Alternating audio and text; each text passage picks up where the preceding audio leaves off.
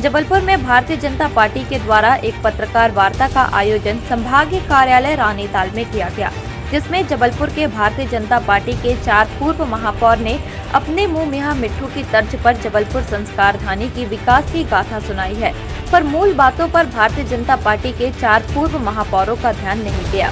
जबलपुर में पिछले कई सालों से सीवर लाइन का काम चल रहा है, जो कि अभी तक खत्म नहीं हो पाया। उस पर भी किसी भी प्रकार की चर्चा इस पत्रकार वार्ता में नहीं की गई। वहीं जबलपुर शहर की सड़कों की बात भी इस पत्रकार वार्ता में की गई है, जहां पूर्व महापौर प्रभात साहू ने अपने कार्यकाल की पूरी कार्यकुंडली पत्रकारों के सामने खोलकर रखी, जहां जबलपुर शहर के प्रमुख मार्गों से लेकर कॉलोनियों के अंदर तक सड़कों का हाल बुरा हो चुका है। पर भारतीय जनता पार्टी के 4 पूर्व महापौर अपनी ही गाथा सुनाने में लगे रहे।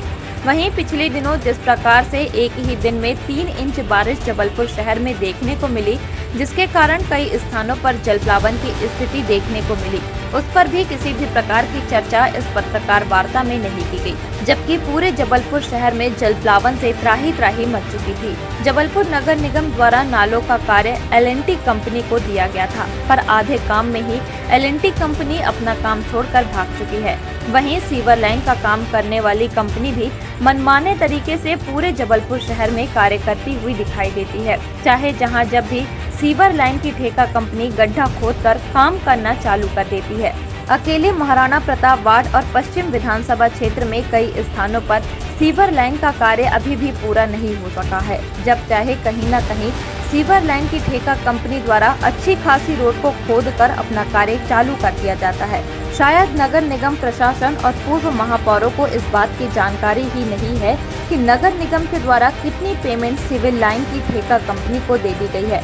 उसके बाद भी अभी तक शहर में सीवर लाइन का कार्य पूरी तरीके से नहीं हो पाया है।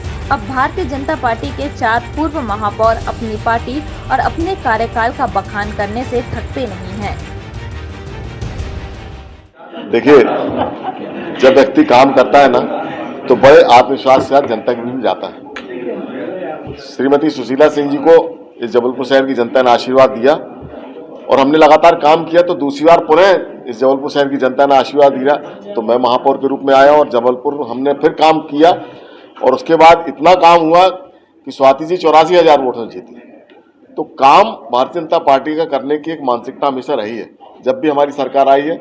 और जबलपुर शहर में पिछले 15 वर्षों में, चाहे सड़कों की बात कर लें, चाहे L&T के नालों की बात कर लें, चाहे सीवरेज की बात कर लें, चाहे LED लाइट की बात कर लें, नर्मदा जी के घाटों की बात कर लें, चौतरफा विकास के काम मुझे लगता है कि भारतीय जनता पार्टी ने पिछले 15 वर्षों में किए हैं। और सड़कों का तो इतना जो हुआ, मुझे लगता है कि कांग्रेस ने कभी सोचा भी नहीं होगा।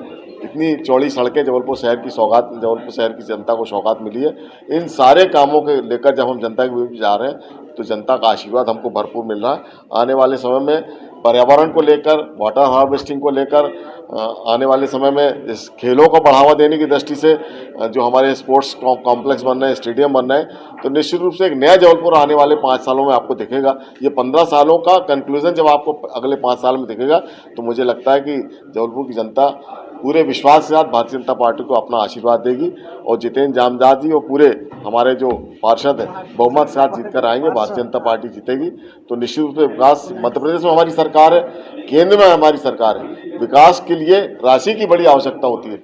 हम मुंगेरी लाल के सपने नहीं दिखाना चाहते, कोई झूठे वादे नहीं करना चाहते। जबलपुर की जनता को ये सिर्फ कहना चाहते हैं आपके माध्यम से कि जो विश्वास आपने भारतीय जनता पार्टी में व्यक्त किया, उस विश्वास को कायम रखिए। हम आपके विश्वास की कसौटी पर खरा उतरेंगे। आप डॉक्टर जामदार जी को, भारतीय जनता पार्टी को अपना आशीर्वाद दें।